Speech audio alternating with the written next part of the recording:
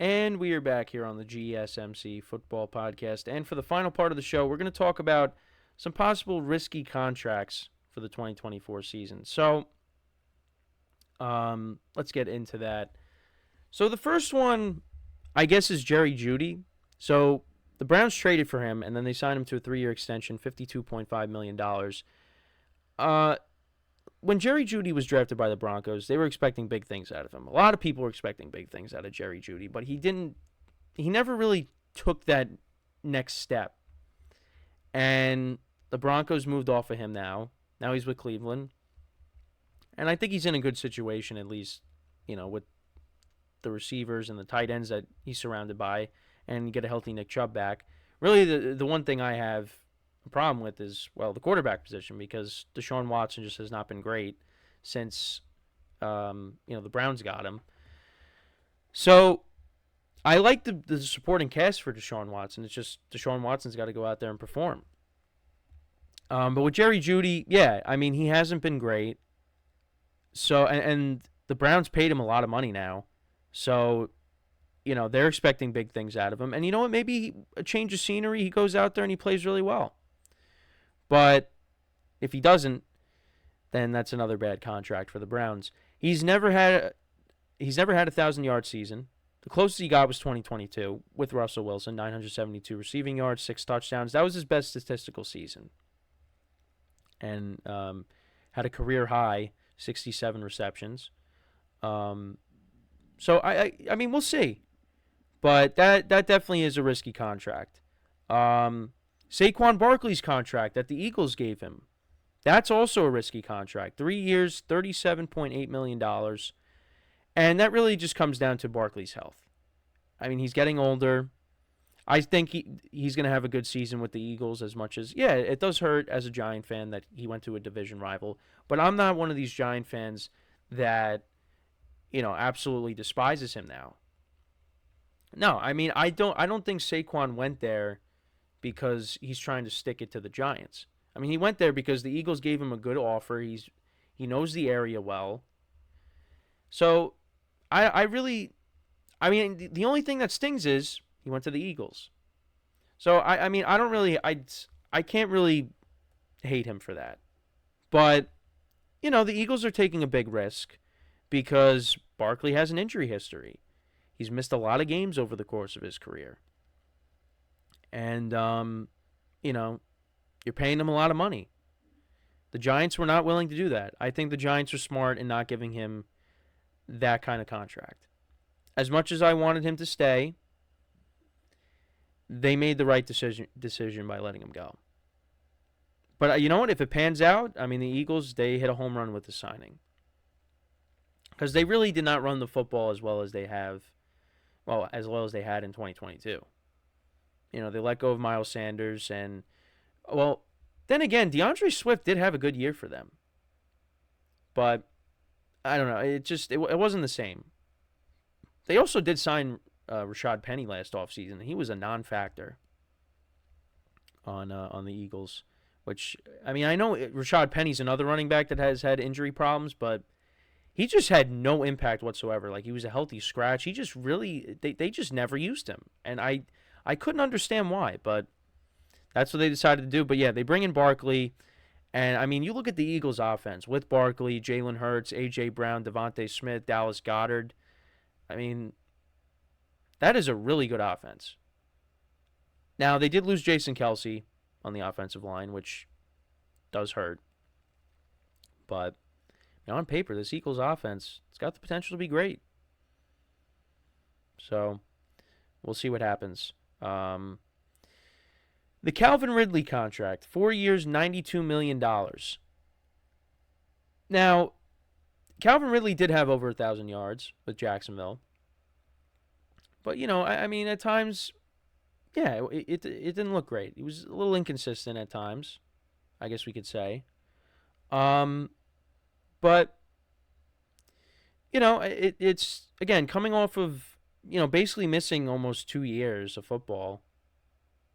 And, getting older, you're paying him a lot of money to come in, be that number one wide receiver with your young quarterback. Yeah, there's definitely some risk to that.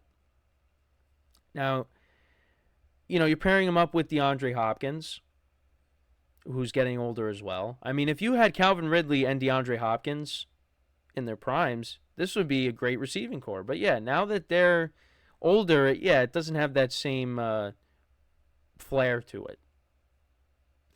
Now, again, I think the receiving core, I think they could still produce. I mean, DeAndre Hopkins showed you he could still play, just maybe not to an elite level.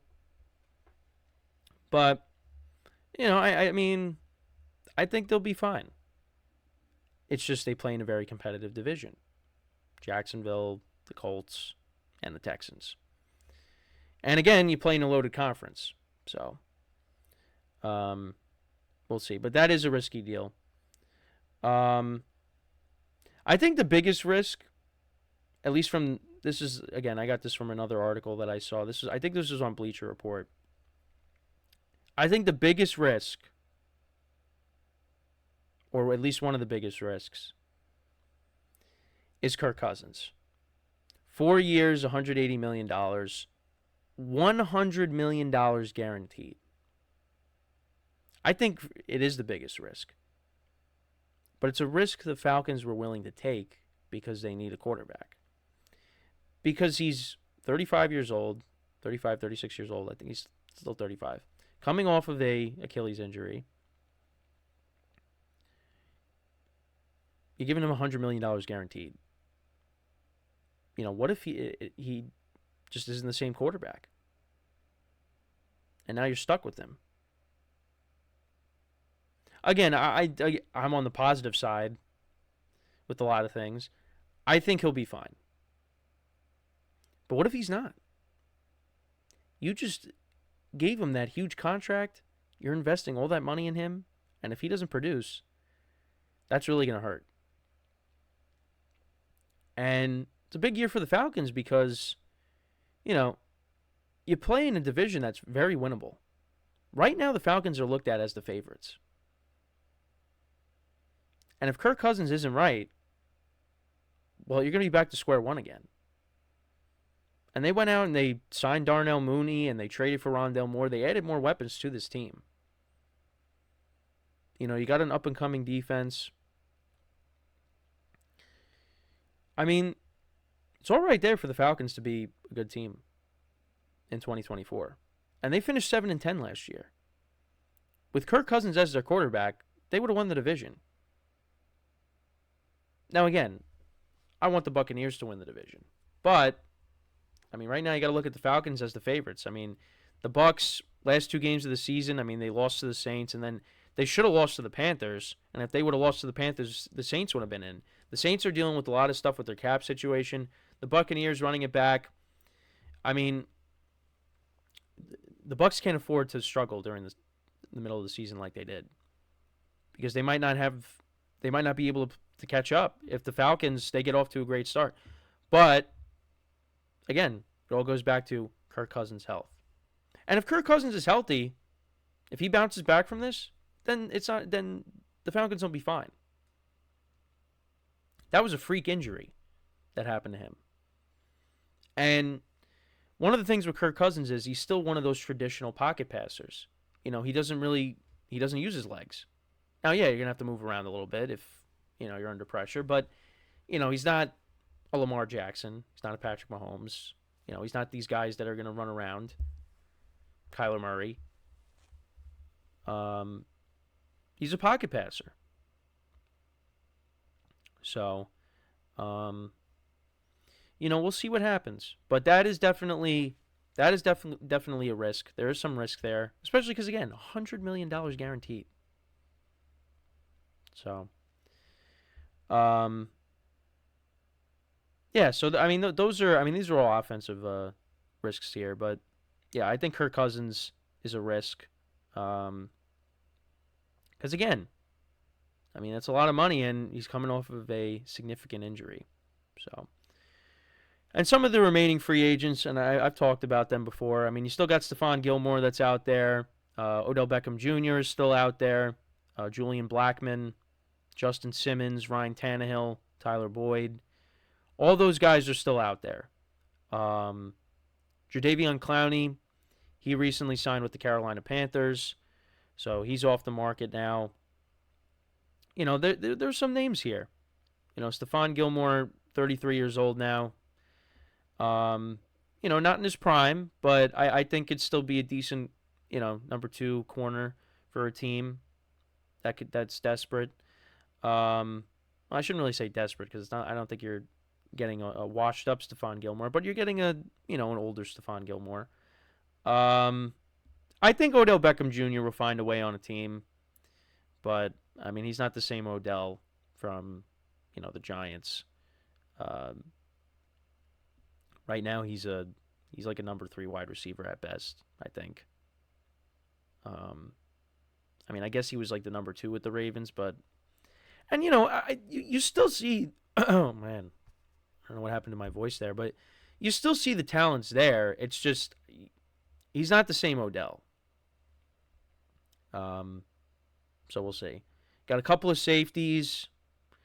Tannehill, I mean, I think he'll find a team. I mean, especially if a quarterback ends up getting hurt. He could definitely be a guy that could come in and start for you. But I mean, I don't think you're gonna get the Ryan Tannehill from 2019 with the Titans. But you could get a guy that could come in and still maybe win you some games. Tyler Boyd, I'm curious to see where he's going to end up and why he's still out there. I mean, maybe he's holding out hope that the Bengals bring him back. Because again, like if they trade T. Higgins, I'd probably be on the phone with Tyler Boyd saying, "Hey, come back. Let's try to work something out." Because I mean, if you lose T. Higgins and Tyler Boyd, if you're the Bengals. Yeah, I mean, listen, you still have Jamar Chase, but I mean, that's 2/3 of your receiving core gone. So I don't know. We'll see what happens, but yeah, I mean, let me know what you guys think about the remaining free agents, the risky contracts. What's the biggest risk contract that was given out this offseason? I mean, probably was Kirk Cousins. I mean, again, $100 million guaranteed. Yeah, so, yeah, I mean, that's pretty much it with the show for today. Like I said, hope everybody had a good weekend. Like I said, it was a big sports weekend. So make sure to tune in to all the other shows later today to fill you in on all the March Madness stuff, baseball stuff, everything you could think of. We got you covered. So, I mean, I talked about the Yankees for like a second today, because that was a great weekend to be a Yankee fan. But yeah, I mean, it's an exciting time. Get the Final Four later this week, national championship game the following week as well. Also, the women's tournament. We're gonna get a rematch of the national championship game last year between LSU and Iowa. So I definitely want to. Hopefully, I'll be able to watch that. Try to tune in for it. But yeah, I mean, there's a lot going on. So, like I said, make sure to tune in to all the other shows.